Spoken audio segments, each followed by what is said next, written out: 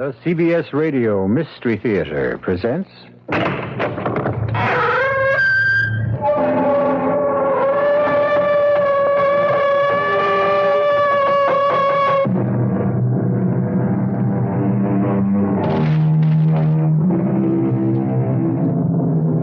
Come in. Welcome. I'm E.G. Marshall. Nothing strikes a deeper chill to the heart than the maniac at loose, who strikes without reason and without warning. The creature of murderous whim who stalks the night, who repeats his odious crimes at random, and who, by the very purposelessness of his actions, evades the law and punishment. This story is about such a man. As true a candidate for the Hall of Ill Fame as Jack the Ripper or the Boston Strangler.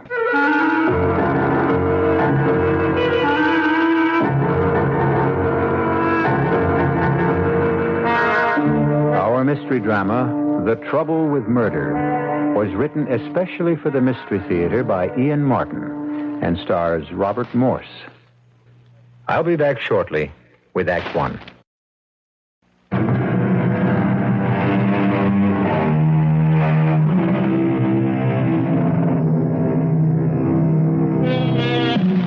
What prompts a human being to commit a senseless and savage crime? The reasons are as many and varied as the human brain is capable of conceiving. In the case of the Brooklyn headhunter, as he came to be known, at least two motives were ruled out. The girls had not been assaulted, and robbery appeared unlikely, since although the torsos were nude, all of them wore either rings or earrings of some considerable value. And by all odds, the most tantalizing question of all was, since the bodies kept being recovered, where were the heads? This ding-a-ling has got to be a surgeon or at least a medical student, the way the heads are. Well, whoever he is, we've got to find him. Excuse me, Lieutenant. What? My name is Hugo Mintner, a citizen. I want to make a complaint. Would you mind seeing the sergeant sitting at the desk, citizen? I'm talking police business to the detective. I want to talk police business, too. Look, Mr. Hugo Mintner. All right, now, Mr. Minter. No, with an N. What? Mintner, not Minter. She was an actress in the silent films, Mary Miles. Oh, some days it don't pay to get up. Well, whatever your name is, why don't you take your complaint to the sergeant? Because in my experience, Sergeant Danielson never listens to or takes any actions on my complaints, nor does Sergeant Brader or Sergeant Fryhouse, or the one with ulcers who never gives out his name. You've been here before. Naturally. A chronic complainer, a repeater. Well, what is it you complain about, Mr. Mintner. Citizen? Well, various things. Tonight it happens to be acid rock. You don't like rock? Not when it's loud enough to split the eardrum. Your neighbors are playing music too loud. Knock on the wall. The reaction is only to turn it up further. Where do you live, mister? Well, Columbia Heights. Now, what do you do for a living? I'm an artist. Unemployed, huh? On the contrary. I work for Sawyer Studios as a draftsman on graphics and cartoon figures. And for a living, too. Okay. I'll tell you what I'll do. You go to the desk, swear out your complaint, and I promise you, once I'm through with the detective here... I suppose it's really hopeless to get the police to pay proper attention to me. I know the moment I'm out of sight, I'll be out of mind. You ain't kidding, Diggling. Okay, Tony, now we've got him out of here. Let's get down to the real problem. I've got to get the boys upstairs off my back about this headhunter. Now, let's hope this time we can get a lead that at least might start us on the way to finding out who he is.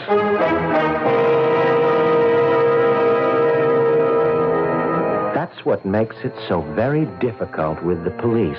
They just are not personally interested in my problems. It's really what started it all in the beginning. And of course, by now, it's all gotten quite out of hand. If I'd only gone to them a year ago. But you see, they never pay any attention to me. They never have. And that's what stopped me. from going to the police. Not from what has just happened again. So here I am, having to make an extra visit, besides my regular weekly one, to Aunt Minerva in Flatbush. Oh, hush up, Rosebud. Well, Mrs. Koppelman, I'm afraid I'm giving you a card you want. That will be the day. Fooey with over half the pack gone, I should load up with a king. Here. Oh, that's very generous of you, Mrs. Koppelman. Gin. What is the card you turned over? I knew it. That was my gin card. Oh, who could that be? Let me just peek who it is. Oh, sakes alive, it's Hugo. On a Thursday. That's not his day. Well, while you let your nephew in, I'll say goodnight. Oh, you don't have to run, Bernie. Oh, I would not intrude on family. Hello, Aunt Minerva. Oh, Hugo. Dear boy, this is a nice surprise. How are you, Mrs. Koppelman? At my age, why complain? You brought Minnie a new pet? Not exactly. Excuse me. I did not mean to pry. But I see you carrying the box. See you tomorrow, Minnie. Of course, Bernice. Well, come in, Hugo. Thank you, Auntie. What do you have in the pet carrier box? I hate to tell you, but... Oh, dear, not again. I'm afraid so. Oh, you are so careless with pets, Hugo. There's 4 cats dead already this year. That's the way the ball bounces sometimes. I hope you're not too angry with me. Oh, of course not, you poor boy. You're so kind and gentle. That's what makes it unfortunate. You have such bad luck with pussycats. Oh, you'll want to bury this one out by the roses, too. If I may. Well, it's getting a wee bit crowded, but I'm sure you'll find a nice little spot. Well, the spade is in the lean-to, and while you're putting poor Pussy to rest, I'll brew us a little tea. Get away, you. Oh, don't scold him. He just senses the presence of one of his own departed. Oh, hush, Rosebud. What's upsetting you, you sweet boy? Oh, dear, his hair's all standing on end, and... Hugo, look at what he has on his fur. It looks like blood. It does. You see, Auntie, It's from the box. What happened to that pussycat of yours, Hugo? She had an accident. Oh, what sort of accident? To tell you the truth, she sort of lost her head. Oh, you leave your door open and your poor little cat rushes out into traffic, particularly on that busy street you live on. What do you expect? Well, dear, you'd better hurry. It's getting dark. Yes, that's what I was waiting for.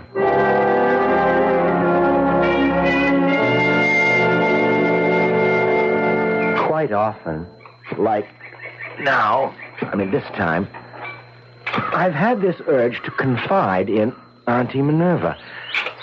I don't know, but somehow I've had the feeling that she would understand.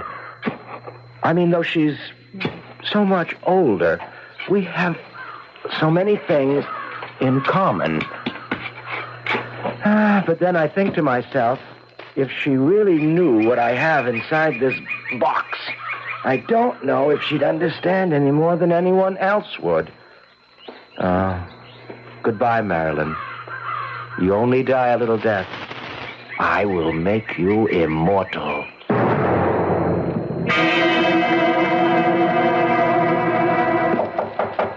Come in. What do you got, Tony? This report of processing of fingerprints taken from the deceased in the torso. Well, the print's clear. Oh, sure. Like I said, this one hadn't been in the water long enough for So decomposition. her prints aren't on file anywhere. Yeah, that's right. What about identifying marks? She had a mole on the sole of her left foot and appendicitis scar. The doctor didn't sign his name by any chance. No, Lieutenant. Real neat job. So it's another dead end. Well, it's tough to get a make on a body that hasn't got a head. Why can't we find the other end just once? What does he do with him? Where does he get rid of the heads?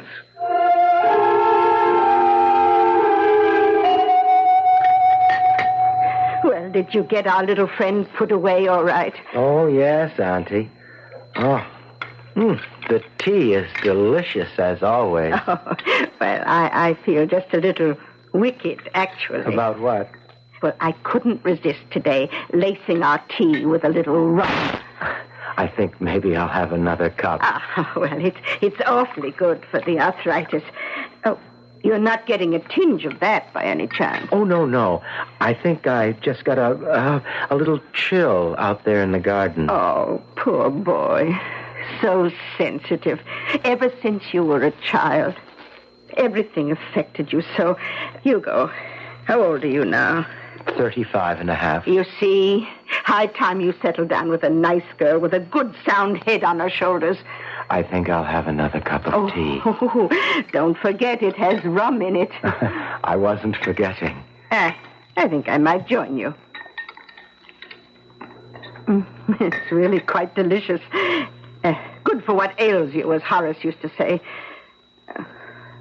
So lonely with him gone all these years. A person really ought to be married. Well, a person has got to find the right girl first. That's why I thought Gloria was for you. Of course, I only met her the one time, but I really thought she'd quite lost her head over you. Whatever happened to break it off? I really would rather not talk about Gloria, if you don't mind. It was a rather, it was a painful experience for both of us. Oh, well, if she hurt my boy, I'm glad she's out of your life. After all this time, I suppose she is a dead issue. Oh, yes. Gloria is all of that. You see, Auntie, I don't want you to worry about me and having a girl, and I have other things to do first. It's too soon to tell anyone, even you, but I promise you, once the secret is out, you'll be the first to know, dear Auntie. I owe you that much. Oh, you're such a sweet boy. But you don't owe me anything at all. Oh, you'd be surprised. I'd never have got ahead without you. That is, I mean, if it hadn't been for you, I'd never been able to get rid of Gloria. Shut her out of my mind and just got over her. And look, I really must go. Oh, aren't you going to stay to dinner? I'm afraid I can. Oh, well, all right, dear. I'll see you tomorrow for your regular visit. And we can have a nice long talk about Gloria and how to find a nice new girl you can lose your head over. A person really feels terrible not to be totally honest with someone like Aunt Minnie. But there is the difference between the sexes and the generations, and then the very special circumstances that I'm involved in. It takes someone of very large vision to understand what it's all about and how it all began with Gloria. I wonder if anyone would really understand it.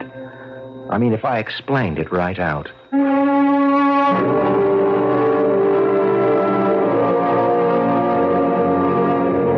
Jack the Ripper? The Boston Strangler? Could someone as inoffensive and humorless as Hugo Mintner join their august company? Are we faced with another Dr. Jekyll who can retrogress diabolically into Mr. Hyde? And is perhaps the single most important key in our private investigation the word humorless? I'll return very shortly with Act Two.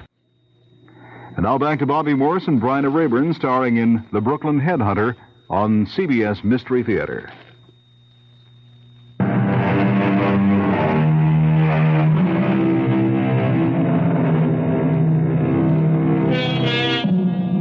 Run through the crime statistics for any major city. Just the sheer incidence of each crime. And you can wonder how any of them at all can be solved. The appalling weight of figures drowns the police departments, almost paralyzes them. Countrywide, some 6 million offenses. In any one of our main urban centers, an average of 40,000 for auto theft, 20,000 for robbery, over 500 for manslaughter or murder, and those are the ones reported.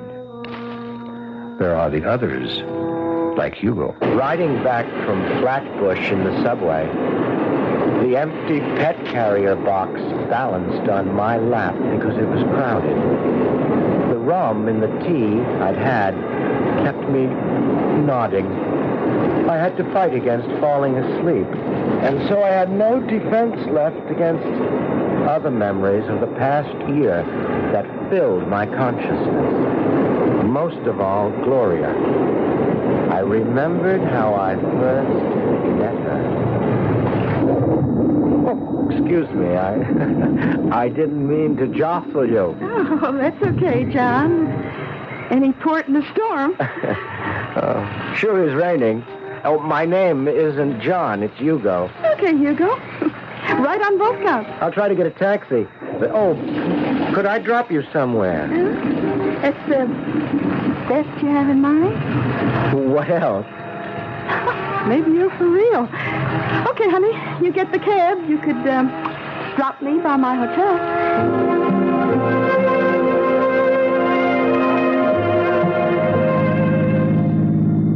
We get to my place sooner in your hotel. You like to stop off, maybe for a drink? I don't know. Dinner? You cook? Well, I studied, and I have an osso buco simmering. How come you knew I was Italian? I didn't. Are you? Oh, well, like way back, but I dig that ossobuco. So, you want to stop at my place? This weather, what can I lose? Make it your pad.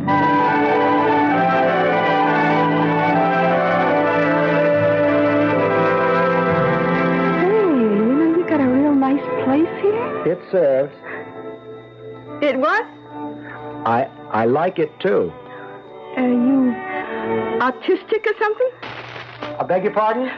All them pictures on the wall. Oh. Oh, those.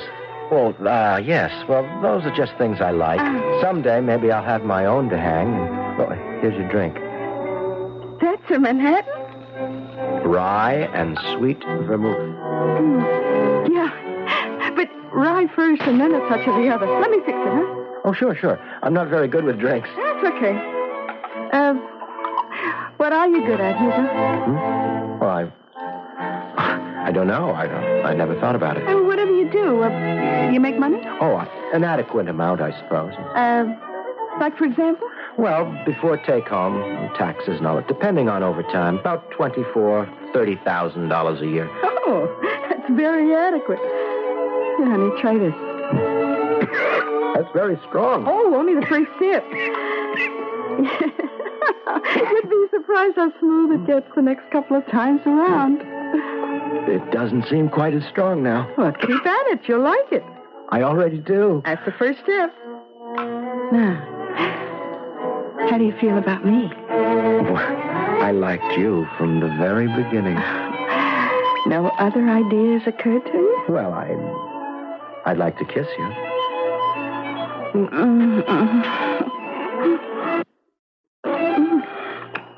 Now what? Oh, do I have to tell you? She was the most marvelous thing that ever happened to me. All I could think of was the Song of Solomon. Behold, thou art fair, my love. Thou hast dove's eyes within thy locks. Thy teeth are as a flock of sheep that appear from Mount Gilead, and none barren among them. That's from the Bible. She was so beautiful. I wanted to make her immortal. In the news? Because there is nothing more beautiful than the human figure. Look, I never went that route. Dirty pictures. I know it pays good, but This isn't dirty pictures. Please, I want to paint you. You mean like a centerfold in a Swinger magazine? Well, something like that, but... well, you get it if you put up. Anytime little Gloria strips down for the public view, it's got to be cash on the line. I suppose I should have been warned by her attitude But she was so beautiful that I couldn't wait to do what I'd always dreamed of doing. Capturing a real woman on canvas. Not drawing outlines that were a caricature of the human figure, mechanically reproducing lettering or someone else's sketch, but creating by my own hand the flesh and blood and soul of a real woman. No, please, don't move, please. Oh, look, Hugo, I didn't bargain for this. I'm just about frozen stiff. These prices that don't pay. Is money all you think of? Well, what else is in this for me? I am putting an image of you on canvas that will never fade. I am making you forever immortal. Oh, sure. Well, what magazine you going to sell it to? Oh, you don't understand. Can't you appreciate that this is real art? Only if you pay the fee, Buster. But you know I promised to pay. So right. Gloria, don't. So what? Don't spoil everything. Thanks a lot, Hugo, but there just isn't enough in it for me. How much do you want? I've tried to pay you as much as I can. You're kind of cute, you know? But you just don't reach where it's at. You couldn't hope to match in a week what I rake in an average night. You mean, you're a professional? Well, you're the first one ever registered a complaint. You can't do that to me. Oh, don't be silly. I made you something special. A goddess. I mean, that's the way that I painted you. Look, you want to think it's good? Okay. By me, I ain't all that hippie. And you could at least leave the bags out under my eyes. You don't appreciate real art. I think it's lousy. I tried to make you the most beautiful woman since the world began. Well, suit yourself. Just don't try to merchandise it unless I share in the proceeds. What are you talking about? Oh, look, Hugo, you hired yourself a pro. Any use you make of my body, you pay just like my regular job. I can't believe what you're saying. Well, you better believe it. But I love you. That's your problem. You mean you don't return my love? It's all in the open. You just have to be kidding. The only return involved here is what I get paid if you make a big sale. I can't believe what I'm hearing. Well, you better, Hugo. You made your bed. Except I don't have to lie in it. Well, what's your way out? I don't want to reach for it, but I won't let you walk out on me. Well, how could you stop me? Like this? No, wait, you got... I don't want to. I don't want to. But what else can I do? Gloria? Gloria? Oh, my God! I've killed her. I didn't mean it to happen this way.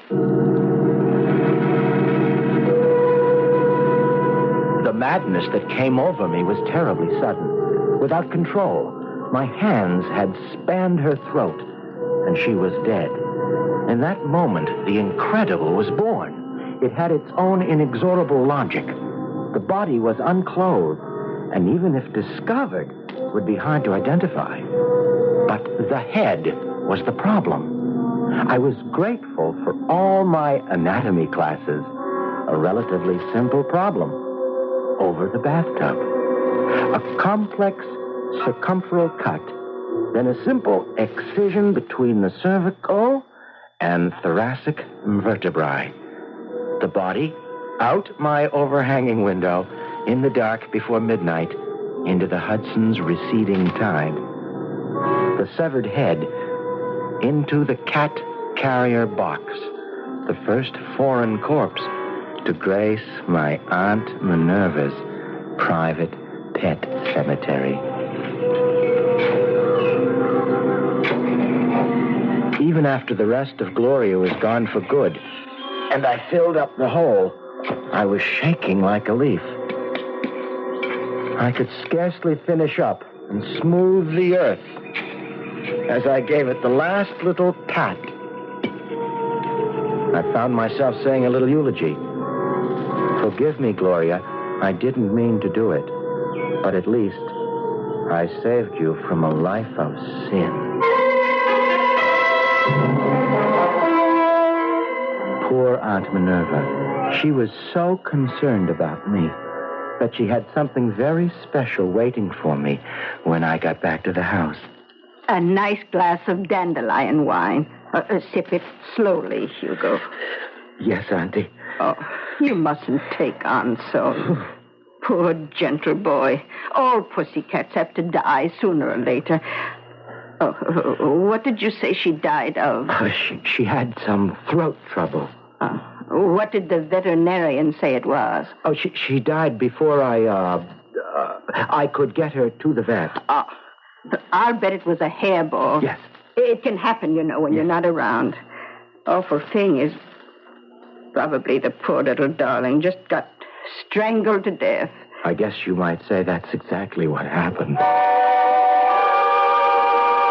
During the 3 or 4 days I convalesced at my apartment, trying to shake the shakes, I'd sit long hours looking at my portrait of Gloria. It was the first oil I'd ever painted. More and more I became obsessed with incredible truth. I had lifted this girl from the filth and squalor of her professional life and given her an eternal life on canvas in which she would be forever beautiful and good. I had actually done her a favor.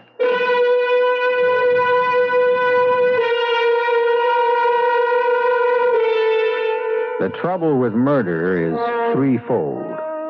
First, that driven to a rage blinding enough, anyone is capable of it. Second, that it is irrevocable. Once done, it can't be undone. And third, well, we'll consider that with Hugo when we return shortly with Act 3.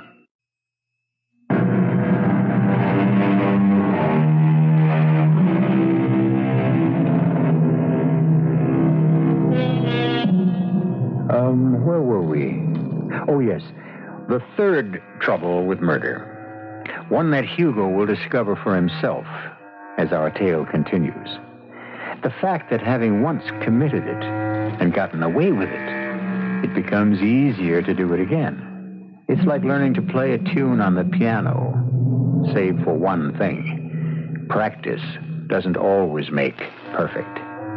If only he could have let well enough alone. So, how come the favorite nephew is not making his usual visit the past 2 weeks, Minerva? Oh, he isn't my favorite. He's my only. Well, to tell you the truth... Pick up the cards. I'm afraid he's been through an unfortunate love affair. You mean his cat dying like that? Oh, that upset him, of course. He's a very sensitive boy. But I'm afraid it's more than that. My trick. So I will melt. Marriage in diamonds. Marriage. I think that's just what Hugo had in mind. But apparently she jilted him. So maybe they're both lucky. Ask me. Marriage. It could be a fate worse than death. Are you sure she's out of the picture? Oh, yes. Hugo said she just disappeared into thin air.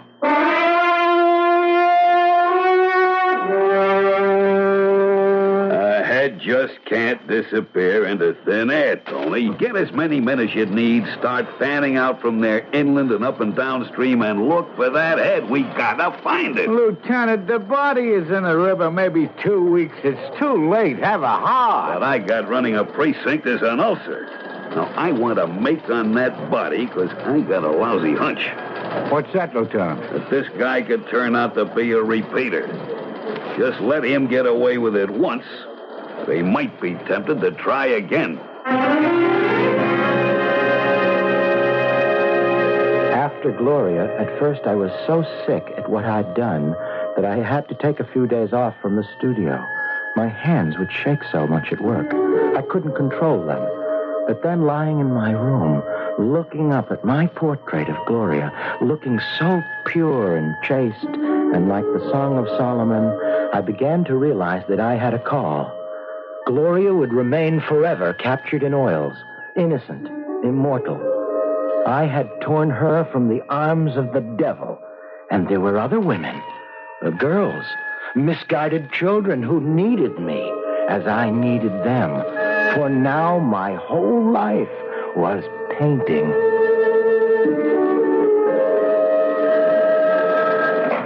Lieutenant Flagg. What? Another one? Oh, I knew it. I could feel it in my bones. Huh? No identification. Figures. This guy's a regular Bluebeard.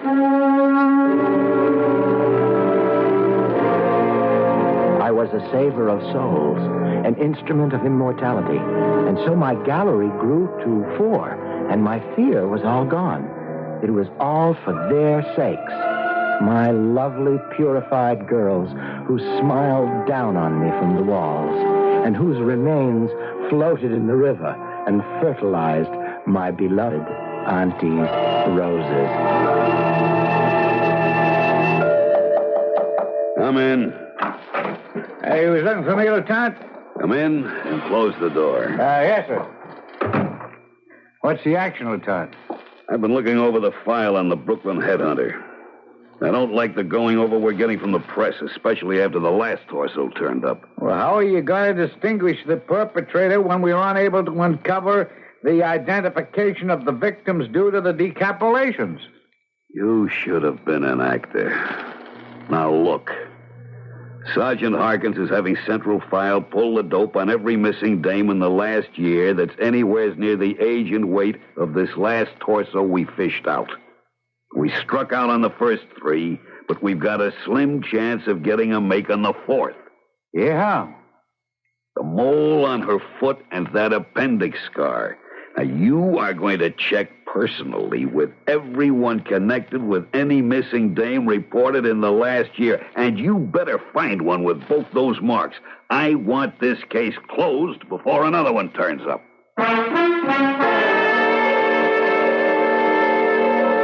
It had been a year since it all began. I felt I had done my work, and besides, Auntie was getting more and more upset about the overcrowding in her pet cemetery. Perhaps, I thought, as I started to fall asleep, enough was enough. And yet, there was that one empty wall. As I drifted away, I could feel the tug of the call again. Hey, mister. Don't move, please. I'm getting stiff. Can I have a smoke? No. You're almost finished. Oh, you ain't kidding. This is the coldest trick I ever turned. I must have been out of my skull when I agreed to do it. You don't realize how fortunate you are. Oh, yeah? Yes, that I found you. That I'm about to lift you up. I think you're real kinky. Hey, come on, huh? How about letting me take a break for a smoke, huh? You don't need any breaks. It's finished. Oh, you mean I put my clothes on? No, come here first. I want you to look at yourself. Hey. Not bad, you know. You made me look pretty good. That was the object. You gonna hang me with all the other babes? Yes, I'm going to hang you when you're ready. What do you mean? We are members of 2 of the oldest professions in the world. Yours much older than mine, but very different. Yeah. I have a call to higher things, but you sold your soul to the devil. Now, hey, wait a minute. But Now, have no fear. I have been appointed to save your soul, as I saved these others, to make you immortal. I told Archie you were some kind of a weirdo. Now, you keep away from me. I can't. It's too late. Hey, You've been chosen. Hey, lay off, will you? Don't get excited. Now, don't lose your head. Not me. You're going to lose yours. No! Ah!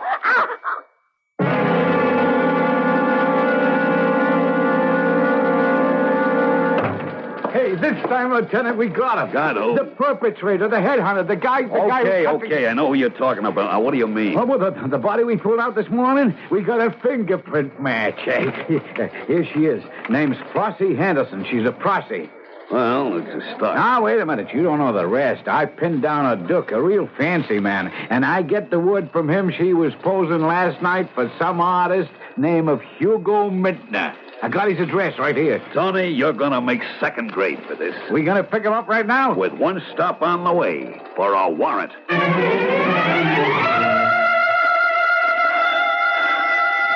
Just a minute. I'm coming.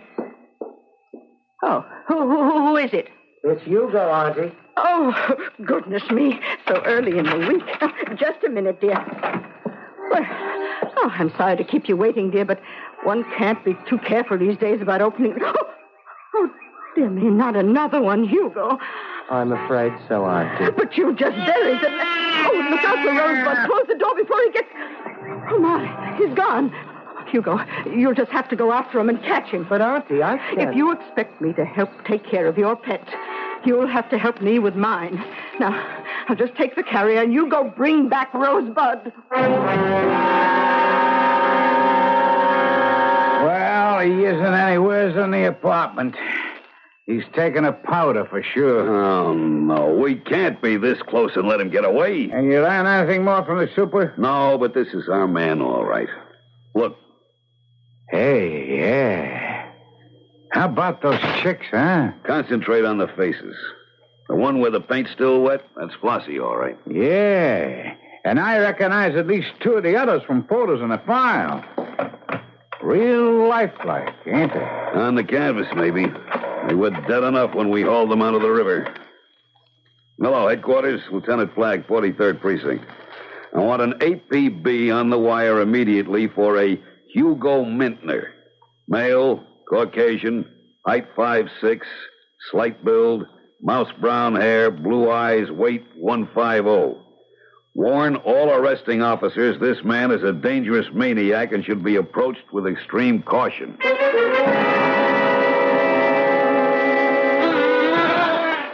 You ought to get rid of that cat. He's dangerous, Auntie. He bit me. I'm not surprised under the circumstances. What circumstances? I am very displeased with you, Hugo. I might even say shocked. While you were gone, I looked into this. Oh. You shouldn't have done that. Oh, nonsense. It's my cat carrier that I lent you. But certainly not for transporting foreign objects. And worse still, to think that you planted them in my rose garden. You shouldn't have looked into it. Now I'm going to have to kill you. Oh, nonsense. There's been quite enough of that already. Well, what am I going to do? We are going to sit down and have a nice long talk so that I can find out what this is all about.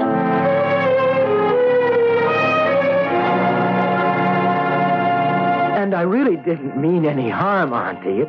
It just came over me in waves, and I felt I had a mission.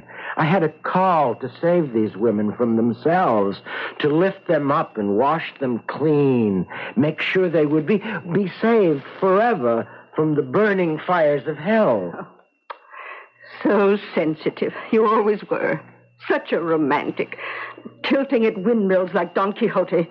Pure in heart. If not exactly, indeed. But what am I going to do now? Oh, well, that's perfectly simple.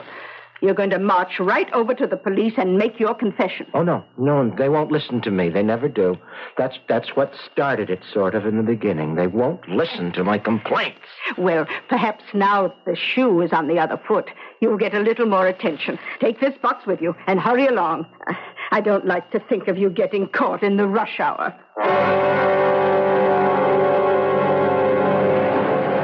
Without a picture, there isn't much hope for the APB, but with the apartment staked out, Well,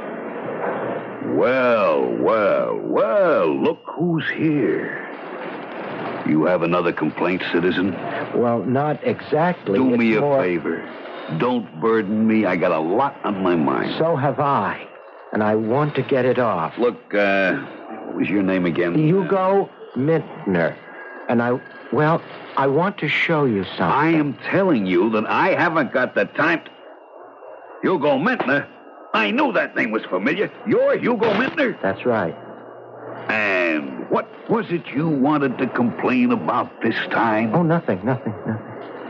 If you just listen. Oh, I'm gonna listen, all right. Well, that's better. I want to confess a crime. Several, in fact. 5, to be precise. My aunt said I ought to come in and tell you I've been a very naughty boy.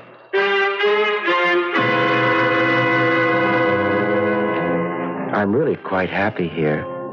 The food is passable, and they leave me alone, which I like.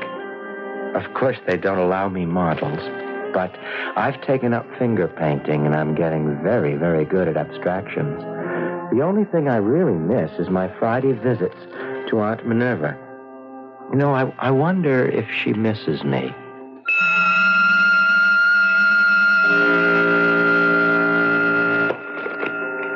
I got the cards, Minerva. In a minute, Bernice. What are you looking at out the window? Nothing, really. It's Hugo. You miss him? Just on Fridays. How is it with him up on that farm there? He seems quite happy. He writes very sweet letters. That's nice. Well, let's play. Now, what are you staring at? Oh, I was just looking at your rose garden. God forbid I should mention it, but I never saw roses more beautiful. You don't suppose... Bernice, shut up and deal.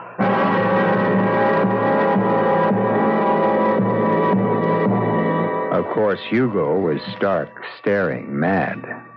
But, as he said, he meant well. It just seems a pity that he wasn't the only one to lose his head. I'll be back shortly.